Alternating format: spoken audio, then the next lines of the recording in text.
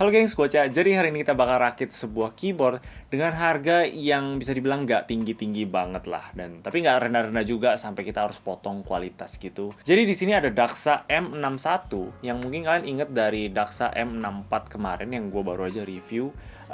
Dan mereka juga ada keluarin yang versi 61-nya ini dia versi barebone, jadi nggak ada keycaps dan juga nggak ada switch. Mereka ada 3 versi, yang frosted acrylic, aluminium, dan juga resin. Harganya juga beda-beda, yang resin itu paling mahal di 1.499.000, aluminium itu di 1.149.000, dan akrilik di 1.079.000. Semuanya udah dapat case, PCB yang south facing, plate, dan juga stabilizer. Dan ya, hari ini kita bakal nyantai rakit aja keyboardnya.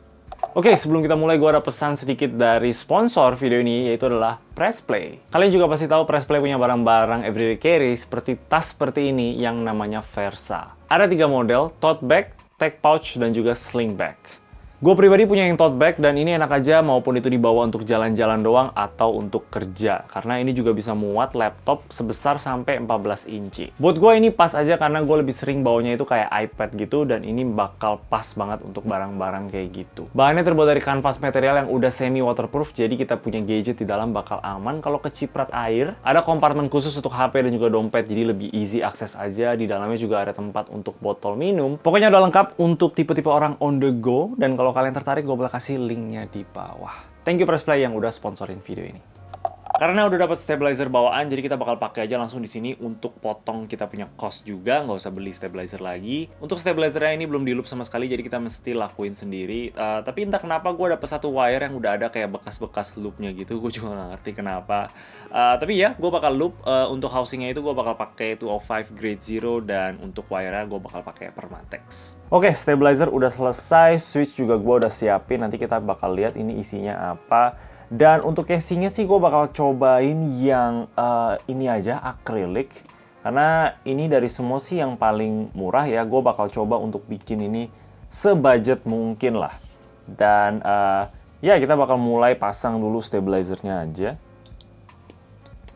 Fitting stabilizer juga lumayan nih, ketat, nggak goyang-goyang. Oke, jadi untuk switchnya ini gue bakal pakai Jewek T1. Ini switch tactile. Kenapa gue pilih Jewek? Karena mereka sangat-sangat affordable dan juga udah enak dari sananya gitu. Ini kita kayaknya sih udah nggak perlu apa-apain lagi. Kita bakal pakai stok aja. Ini harganya cuma 3.500 satu. Jadi untuk 60% ini kita cuma butuh kayak 200-an ribu gitu. Jadi ya super budget.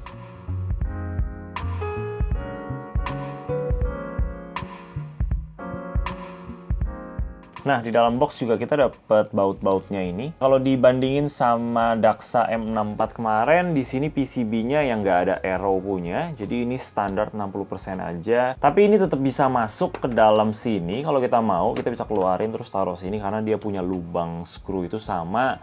Dan mereka juga ada jual yang cuman casing doang gitu. Jadi kita nggak dapet PCB dan juga plate. Dan harganya sih jadi jauh lebih murah gue lihat. Jadi ya kalian bisa pilih, kalau misalkan kalian belum punya yang M64, bisa pilih yang ada PCB dan plate-nya juga biar kita bisa langsung rakit. Tapi ya ingat aja dia nggak ada arrow key-nya kalau kalian pengen banget sama arrow key-nya. Nah, untuk keycap sebenarnya karena ini 60% yang standar ya, kita bisa lebih gampang sih carinya yang nggak mahal-mahal gitu karena pastinya dia bakal masuk dengan mudah, nggak ada shift 1U atau 2U yang agak susah dicari itu. Jadinya untuk keycaps kali ini, gue bakal pakai keycaps dari Noir yang Javanese keycaps itu.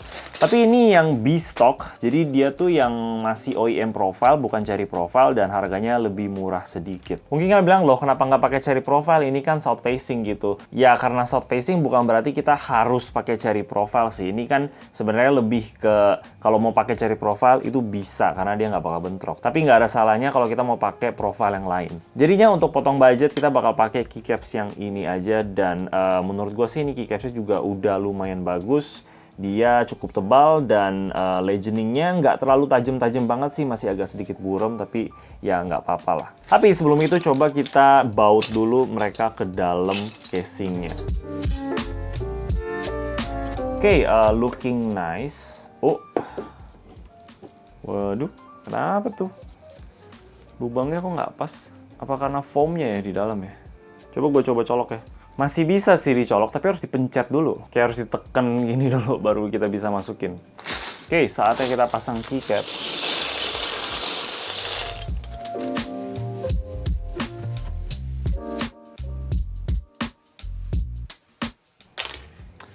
Oke, kayak gini lah keyboardnya. Lumayan sih keren, gue suka putih-putih. Belakangnya gini dan ya kita bakal coba typing test aja.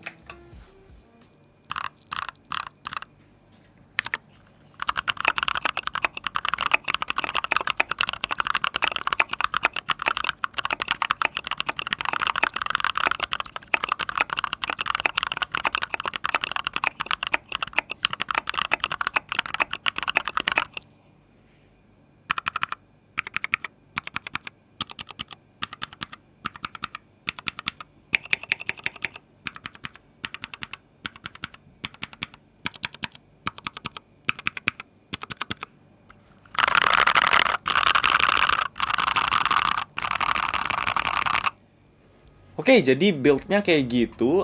Untuk total harganya itu di casingnya karena ini akrilik, jadi di 1.079.000. Untuk switch-nya kita cuma butuh 61, tapi kalau mau lebih aman, beli banyakan dikit kayak 70.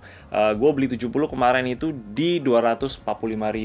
Dan untuk keycaps yang Noir yang grade B ini itu di 249.000. Jadi totalnya adalah 1.573.000. Untuk loopnya gue nggak hitung karena itu kan kita beli sekali bisa dipakai berkali-kali gitu kan. Jadi agak susah untuk dimasukin ke budgetnya. Yes, di 1,5 juta itu kita bisa beli keyboard yang udah jadi dan bisa langsung pakai tanpa ribet-ribet kayak tadi.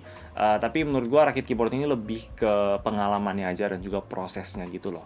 Bikin keyboardnya itu sesuai dengan yang kita mau gitu, dan menurut gue sih hasil akhirnya tuh bisa lebih memuaskan daripada cuman beli langsung udah jadi. Jadi ya kalau kalian misalkan belum pernah cobain rakit keyboard sendiri, gue rasa ini bisa jadi cara yang paling mudah, simple, dan juga mungkin nggak terlalu mahal untuk orang-orang yang baru mulai. Untuk casing yang aluminium dan juga resin, gue suka sih yang resin, dia kayak paling berat aja di antara semua, kerasa premium gitu. Dan juga gue paling suka dia punya typing angle di antara semuanya. Lubang stand off-nya itu si resin beda sendiri sama yang lain, tapi kita masih bisa masukin kok. Dan paling satu hal aja yang gue pengen bilang itu dia punya foam bawaan yang di bawah casing ini. Dia mungkin agak sedikit ketebalan ya untuk bisa masuk dengan rapi gitu. Kayak yang tadi kita lihat USB-C-nya sekarang juga nggak terlalu pas banget, dia kayak masih mentok dikit. Kita harus teken baru kita bisa colok USB-C-nya. Dan gue juga ada cobain masukin ini ke dalam yang resin case itu, terus dia punya USB-C juga sama, ini nggak bisa sama sekali. Gue juga ada typing test untuk casing yang aluminium dan resin, tapi yang resin itu nggak pakai foam. Dan untuk yang semuanya switch dan keycapsnya juga masih sama, gue ambil sama persis dari yang casing ini.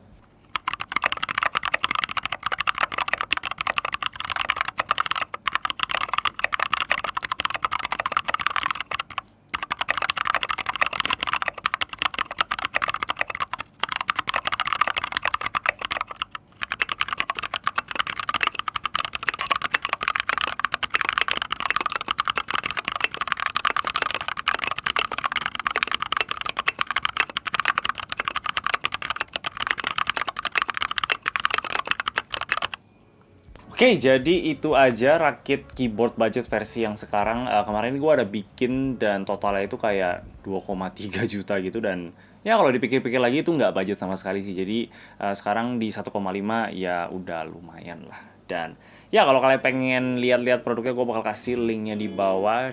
Dan ya itu aja dari gue. Kalau kalian suka sama video ini boleh kasih like dan juga subscribe. Thank you udah nonton. Bye-bye.